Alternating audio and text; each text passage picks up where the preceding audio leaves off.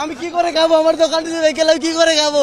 আমি জুলাই যুদ্ধ একজন দোকান চারটা আমাদের আমাদের নোটিশ দেনে আমাদেরকে ফাও ভাঙতেছে। আমি ম্যাজিস্ট্রেটের কাছে গেছি, ম্যাজিস্ট্রেট বলে লাঠিতে মারবে আমাকে। আমি এটা বিচার চাই, ম্যাজিস্ট্রেট কেন বলছে আমার লাঠিতে মারবে?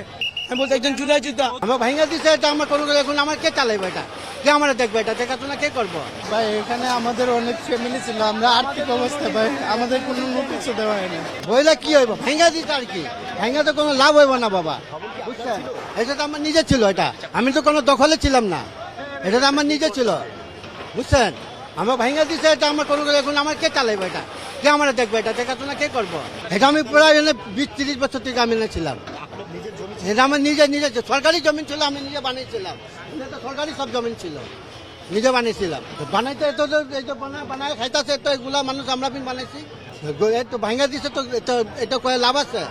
বক্তব্য দিয়ে তো লাভ নাই ভাই এখানে আমাদের অনেক ফ্যামিলি ছিল, আমরা আর্থিক অবস্থা ভাই আমাদের কোনো নোটিশও দেওয়া হয়নি। আমি জুলাই যুদ্ধ একজন দোকান চারটা আমাদের আমাদের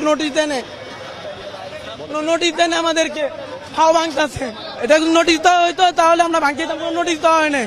আমরা এখন কি করবো বলেন? আমরা ভাঙতে দিব না। এটা অবৈধ দোকান, অবৈধ দোকানে নিয়ে যাই পর্যন্ত, অবৈধ দোকানে নিয়ে যাই পর্যন্ত। আর সব হলো রিগেল, যেগুলো রিগেল সব অবৈধ, সব রিগেল ভাঙতেছে। আমাদের সব কাগজপত্র সব আছে, আমাদের সব অরিজিনাল ডকুমেন্ট সব আছে, তা আমাদেরটা কেন ভাঙবে?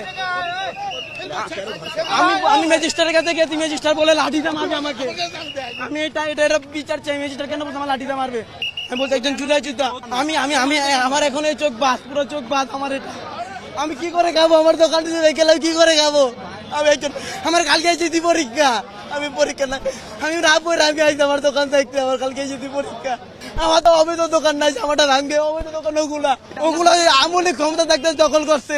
আমরা তো আমলি ক্ষমতা, আমরা নিজের টাকা জমা দিচ্ছি ওই মার্কেটে এখন টাকা জমা, ওই মার্কেটে দোকান পাইনি আমরা।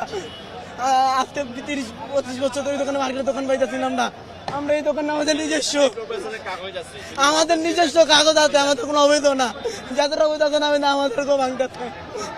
আমাদের পারমিশন আছে যে আমার দোকান না দিয়ে আপনার দোকান ভাঙবে না, আমাদের পারমিশন আছে, আমাদের কাগজে কাগজ দেন না মিয়া,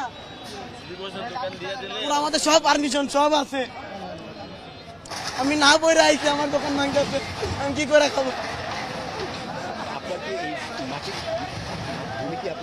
হ্যাঁ আমার বাপের সব আছে, সব আছে দলের গুলো আন না, আরে একটা করে দেয়, সব আছে আমাদের কাছে, প্রমাণ টমান সব আছে। সরকারি পারমিশন দিয়ে বন্ধু আমাদের এই দোকান না দিবে, আমাদের এই দোকান ভাঙবে না। আমাদের এই যে আমাদের সব কিছু আছে, আমাদের সবকিছু জমা আছে। আমাদের বলা যেগুলো অবৈধ দোকান সব আমাদের লেখা আছে সবকিছু। যদি এটা ভাঙ্গা, আমি ম্যাজিস্ট্রেটের কাছে গেছি, বল আমার লাঠিতে মারবে, তুই যে হোক।